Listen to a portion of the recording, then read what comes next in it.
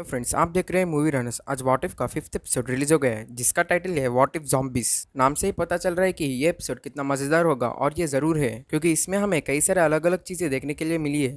बिना time waste करते हुए इस एपिसोड को भी ब्रेक डाउन करेंगे, चलिए।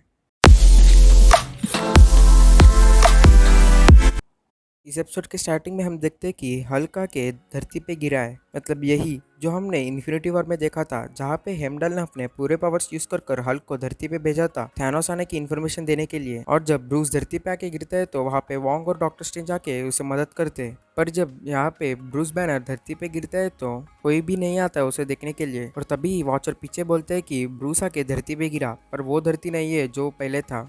इसके बाद ब्रूस बैनर बाहर आके देखता है और वो देखते हैं कि पूरा न्यूयॉर्क सुनसान है, कोई भी वहाँ पे खड़ा नहीं है। और वहाँ पे थैनोस के चिल्ड्रन आके ब्रूस बैनर पर अटैक करने वाले थे, पर ब्रूस बैनर हल्क की तरह ट्रांसफॉर्म नहीं हो पा रहा था क्योंकि हल्क मना कर रहा था ट्रांसफॉर्म होने पर। और उसी वक्त पीछे एक पोर्टल ओपन हुआ है, जिसके अंदर से iron man, doctor strange, Wong बाहर निकल कर आ रहे थे, और वो आते ही चिल्ड्रन ऑफ थैनोस पर अटैक कर रहे थे। इसे देख के ब्रूस बैनर बहुत खुशी होता है और वो बोलते हैं come on iron man, come on. और वो उन्हें देखते रहता है, और उसी वक्त doctor strange, iron man, Wong मिलके उन सारे लोगों को मार कर उन्हें खाने शुरू करते हैं, जिसे देख के ब्रूस बैनर बहुत कंफ्यूज होता है और भाग जाता है। फिर हमें देखने के लिए मिलता है कि वो सारे लोग अभी zombies में कन्वर्ट हो गए थे, इसीलिए वो ब्रूस बैनर पर अटैक कर उसे खाने के लिए कोशिश कर रहे थे। और उसी वक्त क्लॉथ ऑफ लेविटेशन आके ब्रूस बैनर को मदद करती है। और यहाँ पे हमें एक बात ध्यान में रखना चाहिए कि ये डिज्नी ने प्रोड्यूस किया है, इसीलिए हमने कहाँ पे भी कोई ब्लड शेड ही नहीं देखा था जब जॉम्बी ने बाकी लोगों को खाया था, और ऐसे ही हमें आगे के एपिसोड में भी देखने के लिए मिला है। और जब आयरन मैन और बाकी सारे zombies मिलके ब्रूस बैनर पर अटैक कर रहे थे, तभी उसी वक्त कोई एक तरह की स्ट्रॉम आ रही थी।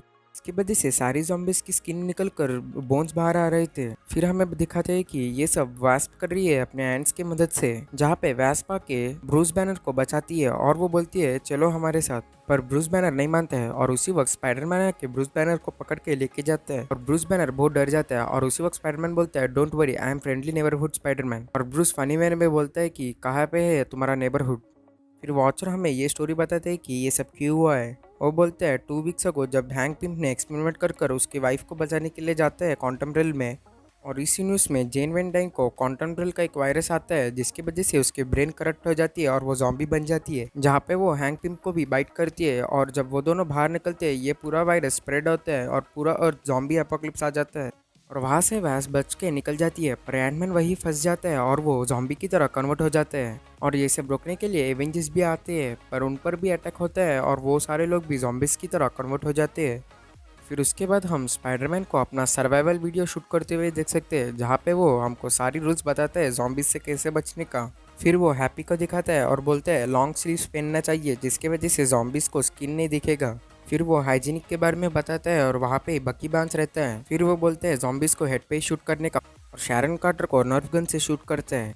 फिर हम ओकाई को आते हुए देख सकते हैं, जहाँ पे पीटर बोलता है कि मैं ब्रूस को अपना ओरिएंटेशन वीडियो दिखा रहा हूँ, और फिर ओकाई और ब्रूस बैनर दोनों बातचीत करते हैं, जिसके बाद हम देख सकते हैं कि वो सारे लोग कंटेनर्स में रह रहे हैं, जो स्पाइडरमैन की मदद से बिल्डिंग से लटकाया गया है। फिर हम वो सारे लोगों को साथ में देख सकते हैं, Hope, Bruce Banner, Peter Parker, Okoye, Sharon Carter, Bucky Barnes और हैप्पी को। यही लोग सिर्फ जिंदा थे वहाँ पे, और वो डिस्कस कर रहे हैं कि दूसरी बेस कैंप से हमें सिग्नल आया है कि इस एपोकलिप्स को रोकने के लिए थोड़ा क्यूर के बारे में पता चला है, और इसीलिए हमें वहाँ पे जाना चाहिए। और वो न्यू जर्सी में लोकेटेड है, जो शील्ड के पुराने क्वार्टर्स थे। फिर वो सारे लोग मिलके होप के वैन में छोटे बनकर ग्रैंड सेंट्रल तक आते हैं, जिसके बाद वो सब टीम्स में डिवाइड होते हैं। पर पीटर बोलते हैं कि ऐसा होना ज़रूरी है क्या, पर ओके नहीं मानती है और सबको टीम में डिवाइड करती है। और फिर हम देखते हैं कि होप, ब्रूस बैनर और सब मिलके ट्रेन को चालू करने की कोशिश करते हैं, पर ट्रेन चालू नहीं हो रहा था, इसीलिए पीटर वो ट्रेन को खींचता है। और इसी वक्त बाकी सारे लोग भी वहाँ पे घूमते हैं, जहाँ पे हैप्पी और शारन कार्टर दोनों मिलके जा रहे थे, और इसी वक्त उन पर हॉकाई करते हैं और हैप्पी को भी ज़ॉम्बी की तरह कन्वर्ट करता है, और वहाँ से शारन कार्टर कैसे तो करके निकल जाते। फिर हम देखते हैं कि दूसरी तरफ ओकाई और विंटर सोल्जर पर फैल्कन अटैक करता है, जहाँ पे ओकाई फैल्कन को मार डालती है, और फिर पीटर ट्रेन को खींच के चालू कर देते हैं, जिसके बाद बाकी सारे लोग आके ट्रेन में बैठ जाते हैं और ट्रेन निकल जाती है। और ये पूरे फाइट सीक्वेंस में हमें क्लियरली दिख रहा है कि कोई ब्लड शेड ही यूज नहीं किया है। ये पूरा एपिसोड zombies पर बेस्ड था, पर यहाँ पे भी हमें ब्लड शेड यूज ही नहीं करते हुए देखा है। फिर हम देखते हैं कि उन पर जॉम्बी कैप्टन अमेरिका अटैक करता है, और वो शारन कार्टर को भी जॉम्बी की तरह कन्वर्ट कर देता है।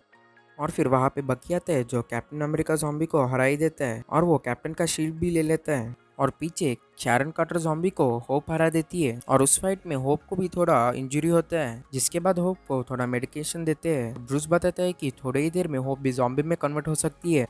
और वहाँ पे ही स्पाइडरमैन और होप के बीच में कन्वर्सेशन होती है, जहाँ पे होप स्पाइडरमैन से पूछते हैं कि तुम कोई भी सिचुएशन में स्माइल करते हो और एनर्जेटिक रहते हो। तब स्पाइडरमैन बोलता है मुझे आदत हो गई है। फिर वो बोलते हैं कि मैंने अपने mom, dad, uncle Ben, mister Stark सबको खो दिया है और अभी तो मिस्टर हैप्पी को भी, इसीलिए मुझे आदत हो गया है। और आंट में बोलती थी कि हमें हर प्रॉब्लम को स्माइल कर कर फेस करना चाहिए। और उसी वक्त वहाँ पे विर्डो आके बताता है कि ट्रेन में फ्यूल खत्म हो गया है और हम यहाँ पे ही अटक गए हैं। और फिर होप बोलती है कि मैं तुम्हें मदद करूंगी और तुम सबको मैं कैरी कर कर वहाँ पे छोड़ दूंगी। और स्पाइडरमैन नहीं मानता है। फिर होप स्पाइडरमैन से बोलती है कि मैं जाने के बाद तुम्हें ही सब ठीक करना चाहिए।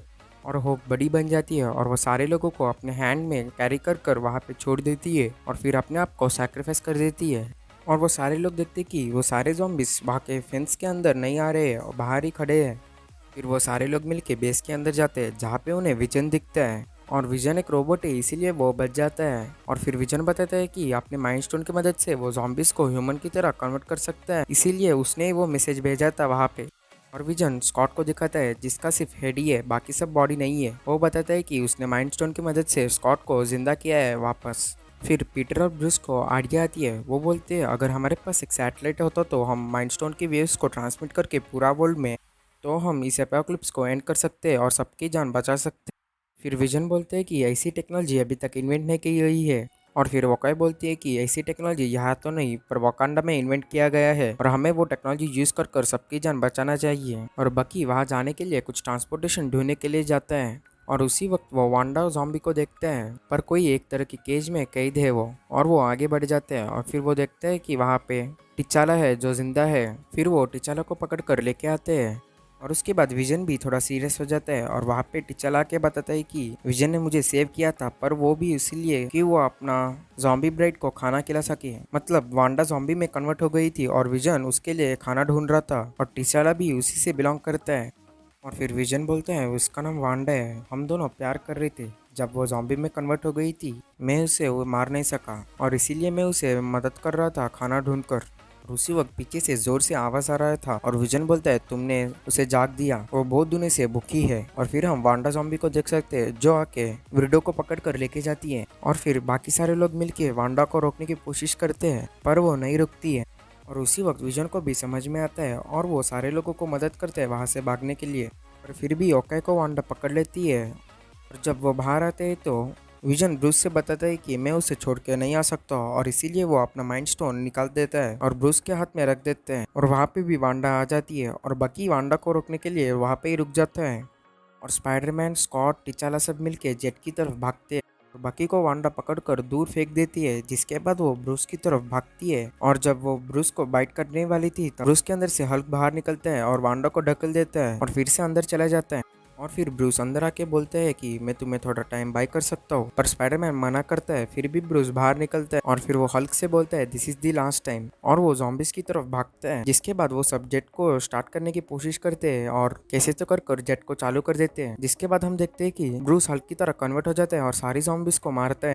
वहाँ पे ही वांडा ने भी देखा था कि विजन मर गया है, जिसे देख के वो बहुत गुस्से में आती है और वो अपने फुल पावर से हल्क पर अटैक करने के लिए आती है।